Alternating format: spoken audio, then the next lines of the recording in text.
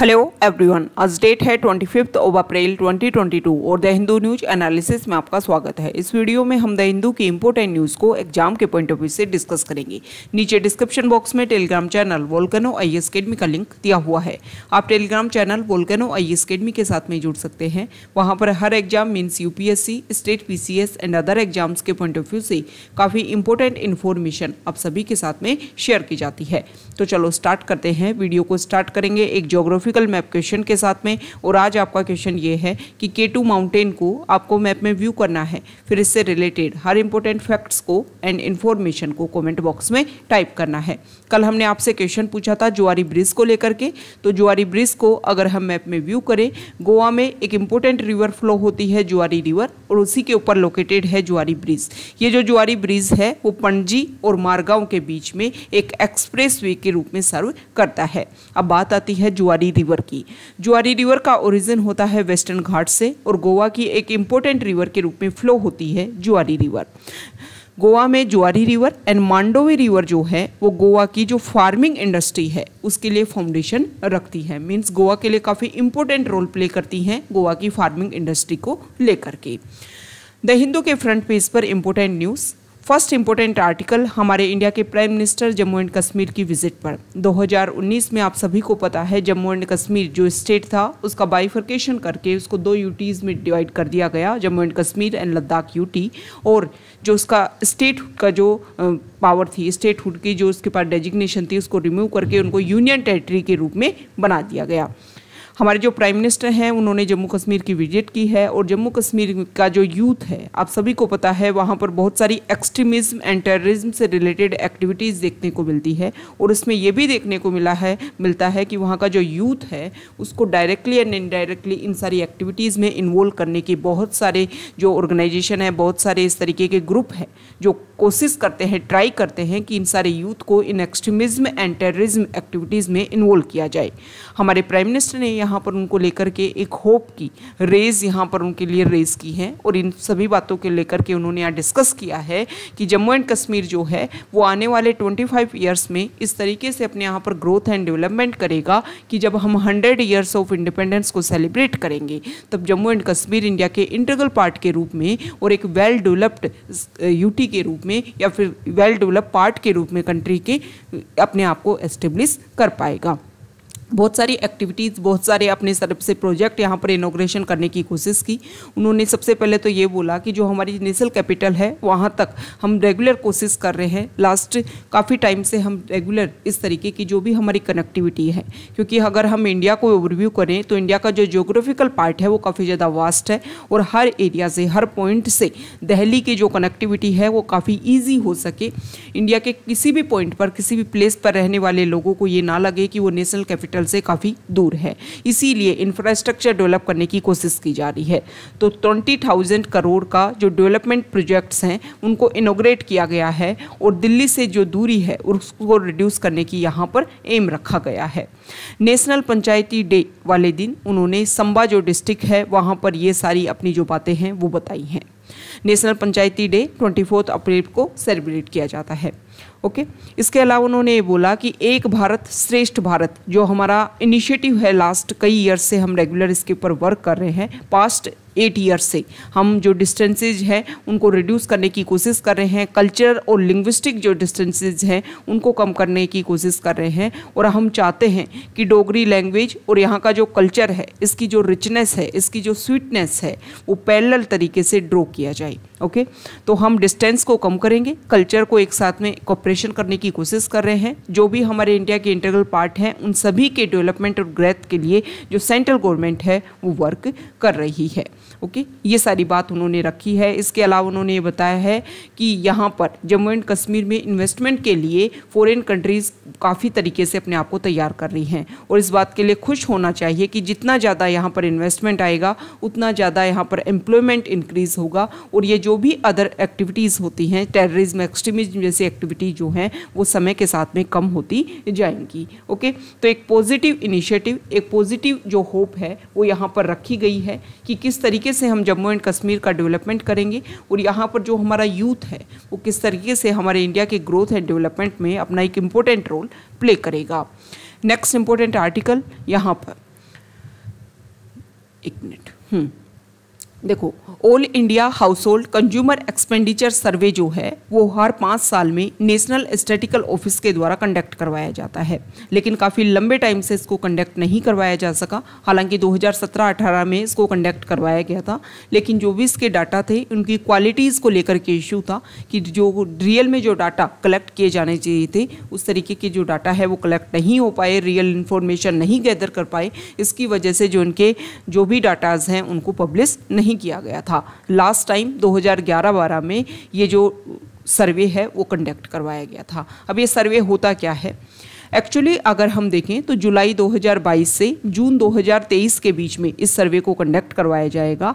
What is it, ये सर्वे है क्या? इसमें क्या किया जाता है, हर 5 साल में जो सर्वे है वो हमारे इंडिया में कितना पुअर्टी लेवल है, इसके अलावा कंजम्पशन पैटर्न क्या है अक्रॉस द कंट्री, पूरे कंट्री में, और इन सब चीज़ों से हम जीडीपी कैलकुलेशन का एक रीबेस तैयार करते हैं। What is the big deal? Big deal क्या है, क्योंकि बहुत साल पहले 2011-12 में इसको कंडक्ट करवाया गया था और अब इसके काफ़ी लंबे टाइम के बाद में दोबारा इसको कंडक्ट करवाया जाएगा। हालांकि 2017-18 में कंडक्ट करवाया गया, लेकिन जो रिजल्ट्स हैं उनको डिक्लेयर नहीं किया गया क्योंकि क्वालिटी कंसर्न उनको लेकर के बना हुआ था। It reportedly reflects the first drop in monthly per capita household spending since 1972-1973 with a rise in poverty incidence। यहाँ पर ये बताया गया है कि 1972-1973 से यहाँ पर जो monthly per capita house hold spending होता है वो ड्रॉप हो रहा है, उसमें पहली बार तब ड्रॉप देखने को मिला था, और पॉवर्टी जो इंसिडेंस है उसमें राइज देखने को मिला था। ओके, तो ये जो एक तरीके से ओवरव्यू देने की कोशिश की गई है कि जुलाई 2022 से इसको कंडक्ट करवाया जाएगा। इसका जो रिजल्ट है वो जब क्लियर होगा तो हम पॉवर्टी लेवल्स को लेकर के जो एस्टिमेशन होने चाहिए उनको हम क्लियरली डिक्लेयर कर पाएंगे। यहाँ पर जम्मू एंड कश्मीर में हमारे जो पीएम विजिट पर गए, इसके अलावा एक इम्पोर्टेंट फैक्ट यहाँ पर ये है कि जम्मू का जो सांबा डिस्ट्रिक्ट है वहाँ पर पल्ली विलेज है, और ये जो पल्ली विलेज है वो कंट्री का फर्स्ट पंचायत ऐसा बन गया है carbon neutral. Okay, fully powered by solar energy.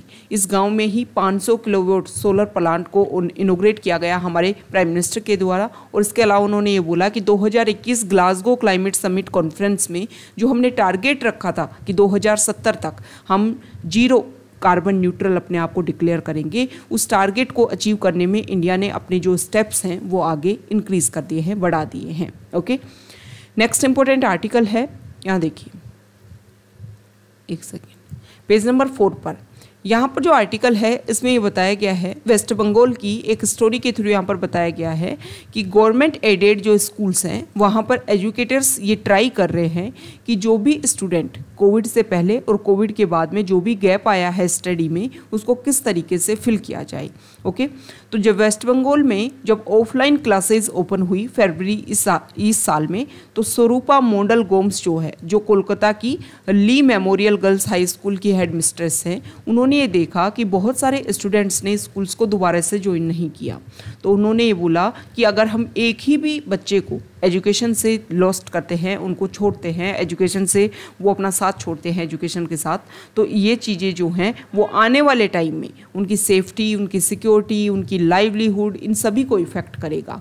तो हमने अपनी तरफ से कोशिश की है कि सोसाइटी के जो लिस्ट प्रिविलेज्ड बैकग्राउंड से जो बच्चे आते हैं उनके लिए हम स्पेशल कुछ वर्क करें।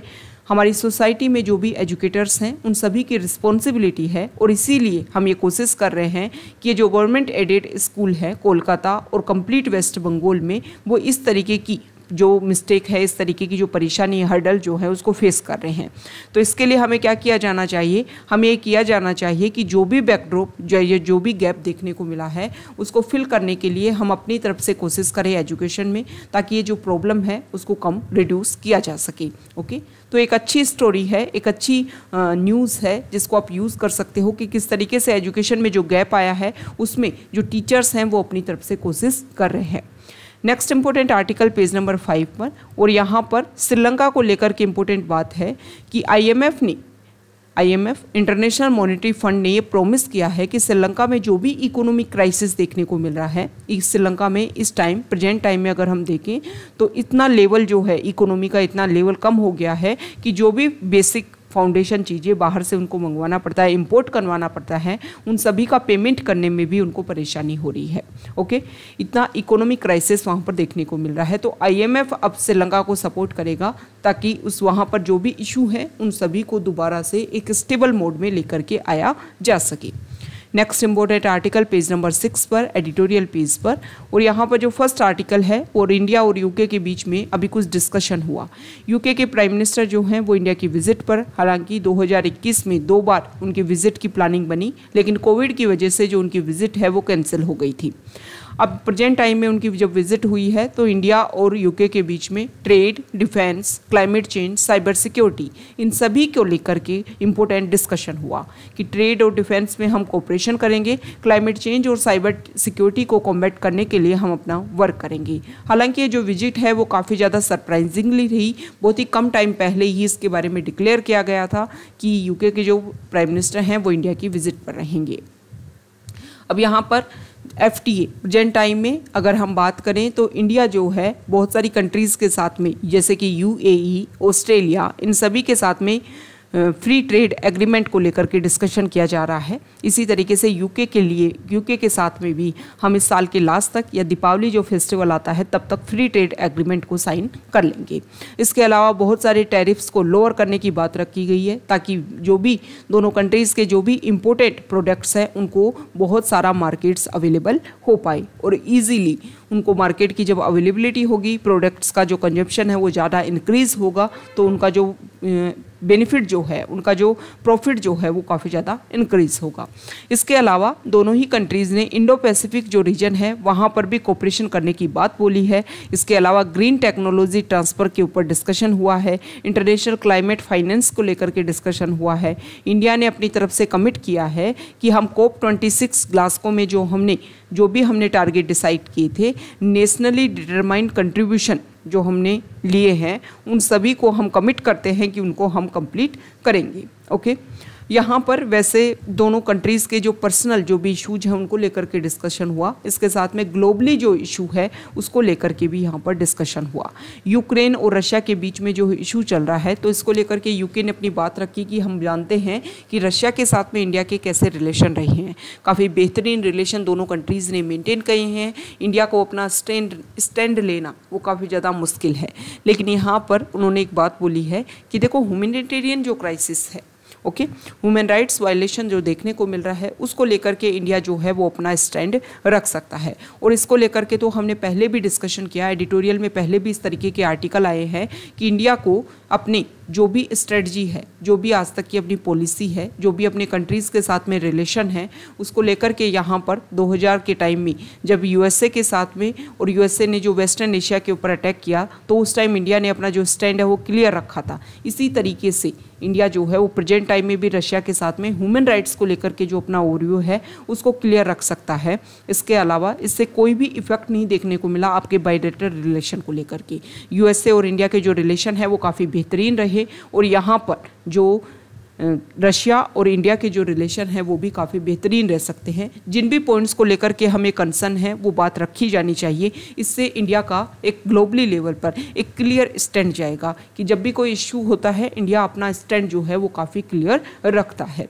ओके, यहाँ पर जो एक्सट्रीमिज्म वर्ड है, क्योंकि मिस्टर जॉनसन जो है उस टाइम इंडिया के विजिट पर आए जब बुलडोज़र का यूज़ करते हुए या JCB का यूज़ करते हुए जैसे जहांगीरपुरी एरिया में काफ़ी ज़्यादा इशू क्रिएट हुए और उन्होंने गुजरात में JCB की जो मैन्युफैक्चरिंग यूनिट है उसको भी एस्टेब्लिश करने का उसका भी इनोग्रेशन किया, जिसको लेकर के काफ़ी ज़्यादा उनका एक तरीके से यहाँ पर ये बात बोली गई कि उनको जब बुलडोजर की या JCB की वजह से यहाँ पर कुछ इशू क्रिएट हो रहे थे, एक्सट्रीमिज्म एक्टिविटीज़ यहाँ पर हो रही थी, तो उस टाइम उनको इस मैन्युफैक्चरिंग यूनिट को एस्टेब्लिश करने की बात नहीं रखी जानी चाहिए थी।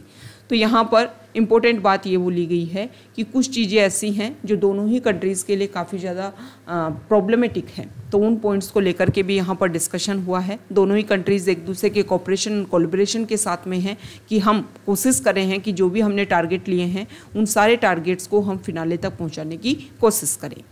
नेक्स्ट इंपॉर्टेंट आर्टिकल है जम्मू एंड कश्मीर में यूटी में जो प्रोजेक्ट्स अभी एस्टेब्लिश किए जाएंगे। अभी हमने फ्रंट पेज पर डिस्कस किया कि हमारे प्राइम मिनिस्टर ने 20,000 करोड़ के जो मैन्युफैक्चरिंग या फिर अगर हम बात करें कि इंफ्रास्ट्रक्चर यहाँ पर प्रोजेक्ट को डेवलप किया जाएगा।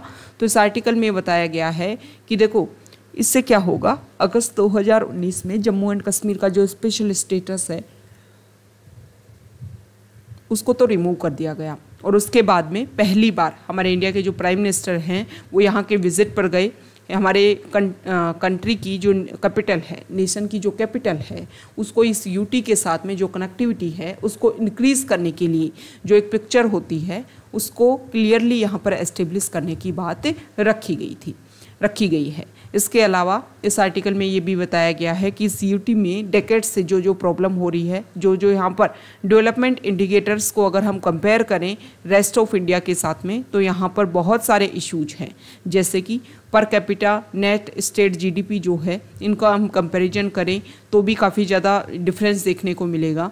Financial year 2017 showed that J&K ranked 21st among states then. The investment proposal and development projects inaugurated by the Prime Minister, and particularly the connectivity projects between Jammu and Srinagar and Jammu and Delhi, should help shore up the UT's economy. यहाँ पर इस article में रखा गया है कि ये जो इंफ्रास्ट्रक्चर प्रोजेक्ट होंगे वो ना सिर्फ इस यूटी को डेवलप करेंगे बल्कि ओवरऑल हमारा जो इंडिया है उसकी भी ग्रोथ को डिसाइड करेंगे। इन इंफ्रास्ट्रक्चर प्रोजेक्ट्स में इंडिया के साथ में कनेक्टिविटी को इंक्रीज़ किया जाएगा यूटी के, जम्मू एंड कश्मीर यूटी के साथ में। इसके साथ में अगर हम देखें तो स्पेशल स्टेटस को रिमूव करने के बाद में यहाँ पर इन्वेस्टमेंट को इंक्रीज़ किया जा रहा है और बहुत सारी फॉरेन कंट्रीज जो है वो यहाँ पर इन्वेस्ट भी करने के लिए तैयार हैं। टूरिज्म सेक्टर को डेवलप किया जाएगा। इस आर्टिकल में ये भी बताया गया है कि बहुत सारे यहाँ पर एक्सट्रीमिस्ट एक्टिविटीज़ देखने को मिली, जिसके बाद में भी जो फॉरेन, जैसे ही कोविड के बाद में जो दोबारा से ओपन किया गया हमारे जो भी इम्पोर्टेंट प्लेसेस हैं इस यूटी में, तो उसके बाद में जो भी बहुत सारे फॉरेन टूरिस्ट जो हैं वो यहाँ की विजिट पर आए। यहाँ की जो नेचुरल ब्यूटी है वो टूरिज्म को अट्रैक्ट करती है, तो उसी नेचुरल ब्यूटी को हमें प्रोटेक्ट करना है, उसकी सेफ्टी बनाए रखनी है और जो टूरिज्म सेक्टर जो यहाँ पर इम्पोर्टेंट रोल प्ले करता है उसी को डेवलप करने के लिए हमें वर्क करना है। ओके, यहाँ पर जो आर्टिकल है वो कोविड की जो डेथ को लेकर के जो डाटा है उसी को रिलेटेड ये आर्टिकल है। इस आर्टिकल में बताया गया है कि कोविड-19 मोर्टेलिटी डाटा जो WHO ने अपनी तरफ से, हालांकि वो रिपोर्ट अभी पब्लिश नहीं हुई है, लेकिन उसके कुछ पॉइंट्स को रखा गया है कि ना सिर्फ पूरे वर्ल्ड में, इंडिया में स्पेसिफिक अगर हम देखें तो कोविड की डेथ जो इंडिया ने बताई है वो WHO ने अपनी तरफ से बोला है कि कोविड की डेथ इंडिया में ज़्यादा हुई है। कल भी हमने इस आर्टिकल को डिस्कस किया था, FAQ पेज पर यह आर्टिकल आया था और इसमें मेजर पॉइंट यही रखा जाता है कि इंडिया में अभी भी ऑनलाइन या फिर एक तरीके से ऑनलाइन जो भी रजिस्ट्रेशन होता है डेथ सर्टिफिकेट के लिए, वो अभी भी इंडिया में बहुत स्टेट ऐसे हैं जहां पर 100% भी है, लेकिन बहुत स्टेट ऐसे हैं इंडिया में जहां पर अभी भी ये जो इंफ्रास्ट्रक्चर है उसको हम वेल तरीके से इंस्टॉल नहीं कर पाए हैं, जिसकी वजह से ही ये जो डिफरेंस है वो सामने देखा जा रहा है। नेक्स्ट इंपॉर्टेंट आर्टिकल है पेज नंबर 8 पर, और यहाँ पर आर्टिकल में बताया गया है ओल्गा टेलिस जजमेंट को लेकर के। कल हमने इस आर्टिकल को डिस्कस किया था कि जहांगीरपुरी में जो इशू हुआ उसको लेकर के जो ओल्गा टेलिस 1985 का जो जजमेंट है सुप्रीम कोर्ट का, उसको लेकर के उसमें भी हमने डिस्कस किया था कि इस जजमेंट को लेकर के अभी सुप्रीम कोर्ट ने जो जहांगीरपुरी में जो भी एनक्रोचमेंट को हटाने का प्रोसीजर किया जा रहा था, सुप्रीम कोर्ट ने इसके ऊपर रोक लगाई, तो उन्होंने इस जजमेंट की बात रखी है। अब ये जजमेंट है क्या? 1981 की बात है। जो बॉम्बे है, महाराष्ट्र जो गवर्नमेंट है, बॉम्बे म्यूनिसिपल कॉरपोरेशन जो है BMC, उन्होंने डिसाइड किया कि फुटपाथ के ऊपर जो भी लोग रहते हैं या स्लम में मतलब झुग्गीज़ में जो लोग रह रहे हैं बॉम्बे सिटी में, उनको यहाँ से निकाला जाए और या तो उनके जहाँ से वो लोग आए हैं वहाँ पर उनको भेजा जाए या फिर कोशिश की जाए कि बॉम्बे सिटी से उनको बाहर किया जाए। अब जुडिशरी में ये पॉइंट जाता है, जुडिशरी ने ये बोला कि देखो, जुडिशरी ने दोनों बात रखी। जुडिशरी ने ये बोला कि इस तरीके से एनक्रोच करना तो गलत है कि जिस रास्ते से जो पैदल यात्री है जो फुटपाथ का यूज़ करते हैं चलने के लिए, उनको आपने एनक्रोच कर लिया है। लेकिन दूसरी बात उन्होंने ये भी रखी कि आर्टिकल 21 जो है वो आपका उसके अंडर एक इंटीग्रल पार्ट है राइट टू लाइवलीहुड, कि राइट टू लाइफ के अंदर ही आता है राइट टू लाइवलीहुड। और राइट टू लाइवलीहुड जो है वो आपको इंश्योर करना जरूरी है, क्योंकि राइट टू लाइवलीहुड अगर हम मेंटेन कर पाएंगे तभी राइट टू लाइफ जो है वो आपका मेंटेन रह पाएगा। तो यहाँ पर दोनों इंपॉर्टेंट बात उन्होंने रखी। देखो, एनक्रोचमेंट भी नहीं होना चाहिए, लेकिन उनकी जो लाइवलीहुड प्रोसीजर है वो भी आपको ख़त्म नहीं करना है, उसको भी आपको बैन नहीं करना है, उसका एक अल्टरनेट आपको ढूंढना है। ओके, तो 1981 का जो केस है इसमें ये रिजल्ट दिया गया सुप्रीम कोर्ट के द्वारा। ओके, अब यहाँ पर जो उस टाइम की जो स्टेट गवर्नमेंट है उन्होंने ई स्टॉप लगाने की कोशिश की। Pavement dwellers should be stopped is a judicial device whereby a court may prevent or stop a person from making assertion. Okay, estoppel may prevent someone from bringing a particular from contending the sacks constructed by them on the pavements cannot be demolished because of their right to livelihood.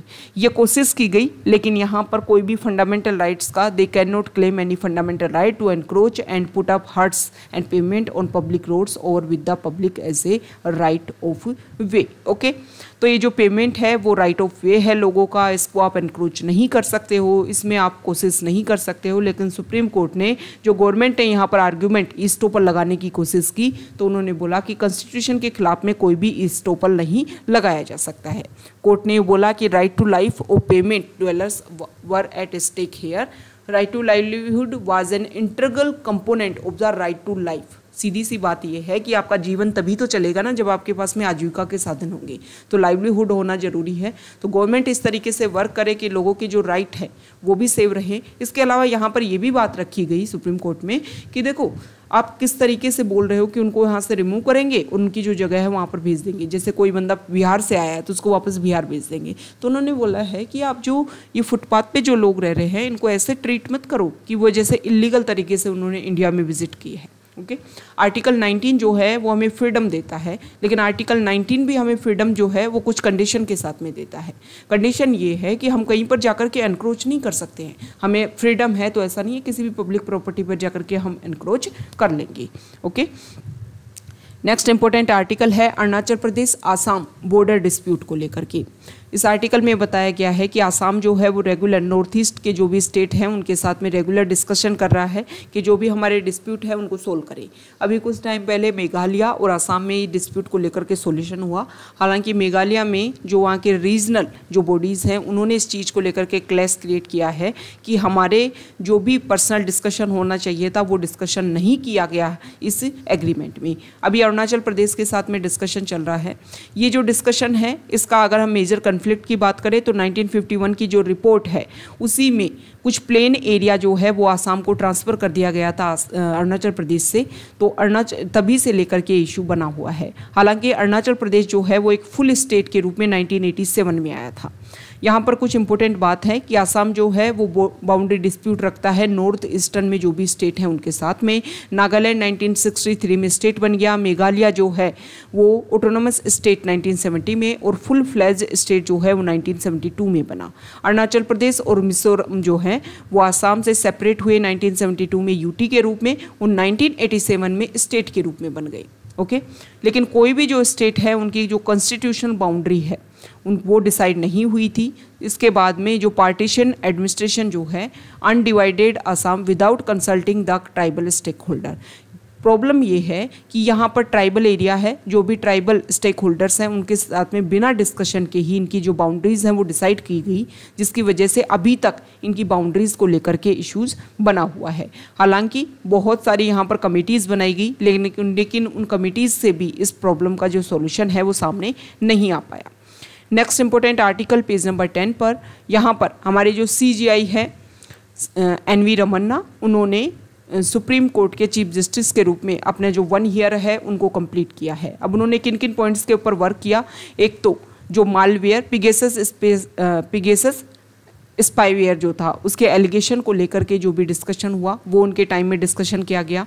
Union minister जो लखीमपुरी खेरी killings में जिनका नाम आया था उनके बेटे को accused बनाया गया। इसके अलावा जहांगीरपुरी जो डिमोलिशन है उसको लेकर के तो अभी हमने डिस्कस किया कि उनको लेकर के उन्होंने स्टेटस क्यो रखा कि जो भी प्रोसीजर यहाँ पर किया जा रहा है उसके ऊपर यहीं पर रोक लगाई जाती है। इसके अलावा उनके टाइम में सुप्रीम कोर्ट में बहुत सारे जज उन्होंने अपॉइंटमेंट किए, जिसमें अगर हम देखें तो BV नागरथना जो क्या होंगी next first women chief justice of India होंगी। मतलब अगर हम देखें तो वीमेन का भी अपॉइंटमेंट किया गया, जो जजेस है उनकी संख्या को भी यहाँ पर और ज़्यादा इंक्रीज किया गया। नेक्स्ट इंपॉर्टेंट आर्टिकल कल भी हमने डिस्कस किया था कि साउथ अमेरिका में अर्जेंटीना कंट्री है, वहाँ पर अटलांटिक ओशन में फॉकलैंड आइलैंड्स हैं, तो फॉकलैंड आइलैंड को लेकर के अर्जेंटीना अपना क्लेम करता है और यूके के अंडर आते हैं। 1981 के टाइम में सबसे पहले यहाँ पर कुछ इशू क्रिएट हुआ था, 1982 के टाइम में 40 इयर्स कंप्लीट हो गए इस वॉर को लेकर के, तो अर्जेंटीना के जो रिप्रेजेंटेटिव है वो राइसीना डायलॉग में इंडिया में पार्टिसिपेट उन्होंने किया है। उन्होंने ये बोला है कि हमें इसको लेकर के कन्फ्लिक्ट है और इंडिया को यहाँ पर अपना जो सपोर्ट है वो बनाया जाना चाहिए। Next important article page number 11 पर, और यहाँ पर जो इम्पोर्टेंट आर्टिकल है वो अभी हमने फ्रंट पेज पर जो डिस्कस किया कि जम्मू का जो पल्ली है वो इंडिया का फर्स्ट कार्बन न्यूट्रल पंचायत जो है वो बन गया है। ओके, यहाँ पर एंटी डिफेक्शन लॉ जो शेड्यूल 10 के अंडर आता है, ओके, कौन से कॉन्स्टिट्यूशनल अमेंडमेंट एक्ट के थ्रू इसको एस्टेब्लिश किया गया था ये आपको कमेंट बॉक्स में बताना है। तो हमारे जो वाइस प्रेसिडेंट है वेंकैया नायडू, उन्होंने ये बोला है कि एंटी डिफेक्शन लॉ उसमें कुछ चेंजेस करने की ज़रूरत है, कुछ अमेंडमेंट लाने की ज़रूरत है, क्योंकि ये जो एंटी डिफेक्शन लॉ क्या होता है, कोई पर्सन किसी एक पार्टी से जीत करके आए फिर उस पार्टी को छोड़ करके दूसरी पार्टी में चला जाए। ओके, तो इसको लेकर के अगर एक गैदरिंग के साथ में लोग जाते हैं तो उनको लेकर के कोई भी वो नहीं होता है यहाँ पर। तो एंटी डिफेक्शन लॉ जो है उसमें कुछ लूप होल्स हैं। जो वाइस प्रेसिडेंट हैं उन्होंने कुछ इंपॉर्टेंट बात बोली है कि देखो इनमें कुछ लूप होल्स हैं और उन लूप होल्स में कुछ चेंजेस करने की ज़रूरत है ताकि अच्छे से हम इम्प्लीमेंट कर पाएँ। ओके, यहाँ पर उन्होंने बोला कि जो होलसेल डिफेक्शन है उसको तो ये ट्रीट करता है, लेकिन जो रिटेल डिफेक्शन है उसको ट्रीट नहीं करता है। तो इन सारे लूपहोल्स को जब हम अच्छे से इम्प्लीमेंट करेंगे, अच्छे से उनको सॉल्व करने की कोशिश करेंगे, तभी जाकर के एंटी डिफेक्शन लॉ जिसके लिए बनाया गया था वो अच्छे से वर्क कर पाएगा। Next important article page number 12 पर, और यहाँ पर जो आर्टिकल है उसमें पोलैंड कंट्री के जो फॉरेन मिनिस्टर हैं वो इंडिया की विजिट पर राइसीना डायलॉग में उन्होंने पार्टिसिपेशन किया है। यहाँ पर रशिया और यूक्रेन के बीच में जो ह्यूमैनिटेरियन क्राइसिस, जो ह्यूमन राइट्स का वायलेशन देखने को मिल रहा है, उसको लेकर के उन्होंने इंपॉर्टेंट बात रखी है कि इंडिया भी इसको ज्वाइन करेगा और जो ह्यूमैनिटेरियन क्राइसिस ऑन यूक्रेन है उसमें इंडिया इसको ज्वाइन करे और कोशिश करे कि G20 से हम रशिया को जो बाहर करने की कोशिश कर रहे हैं उसमें इंडिया भी सपोर्ट करे। ओके, अब यहाँ पर उनसे जो क्वेश्चन पूछे गए उनका उन्होंने आंसर देने की कोशिश की है, लेकिन अभी हमने एडिटोरियल पेज पर भी डिस्कस किया है कि इंडिया का रशिया के साथ में स्टैंड अलग है। इंडिया अपनी बात रख सकता है लेकिन उसको कुछ अलग पॉइंट्स के साथ में रखना इंडिया को रखना होगा। ओके, यहाँ पर जो आर्टिकल है वो हमारे प्राइम मिनिस्टर ने कुछ इंपॉर्टेंट बात रखी। उन्होंने मन की बात जो मंथ में एक बार वो संडे को डिस्कशन करते हैं उसमें उन्होंने ऑनलाइन जो डिजिटल पेमेंट है उसको लेकर के बोला कि हर पर्सन को कोशिश की जानी चाहिए कि हम कैशलेस डे के रूप में अपने जो दिन की शुरुआत करें, ज़्यादा से ज़्यादा जो पेमेंट है वो हम ऑनलाइन ट्रांसफ़र करें। इससे क्या होगा, ट्रांसपेरेंसी आएगी। बहुत सारे एक जो भी अगर हम देखें तो कुछ अदर एक्टिविटीज़ जो हैं वो होती हैं उनको काफ़ी कम किया जाएगा। इसकी वजह से डिजिटल इकोनॉमी के रूप में इंडिया को हम बूस्टअप करेंगे और ऑनेस्टी का जो एटमॉस्फेयर है वो बहुत ज़्यादा इनक्रीज होगा। यहाँ पर ये बताया गया है कि हमारी कंट्री में एक दिन में 20,000 करोड़ के जो ट्रांजैक्शन हैं वो डेली ऑनलाइन ट्रांसफ़र होने लगे हैं। मतलब धीरे धीरे इंडिया जो है वो डिजिटल इकोनॉमी की तरफ बढ़ रहा है और ये जो डिजिटल इकोनॉमी है वो इंडिया को बहुत सारा बेनिफिट प्रोवाइड करेगा। ओके, यहाँ पर ओला ने अपनी तरफ से इलेक्ट्रिक व्हीकल्स को लॉन्च किया था, लेकिन यहाँ पर एक स्कूटर में फायर देखने की वजह से 1441 इलेक्ट्रिक व्हीकल्स को उन्होंने वापस रिकॉल किया है कि उसमें कुछ इशू क्रिएट हो सकते हैं जिससे उनको रिकॉल किया गया है। तो ये इंपॉर्टेंट आर्टिकल थे आज द हिंदू के, जो हमारे एग्जाम के पॉइंट ऑफ व्यू से इंपॉर्टेंट है। उन सभी न्यूज़ को हमने डिस्कस किया है। अगर आप यहाँ तक आए हैं, वीडियो आपको अच्छा लगा है तो प्लीज़ वीडियो को लाइक कीजिए, शेयर कीजिए और चैनल को सब्सक्राइब कीजिए। Okay, thank you.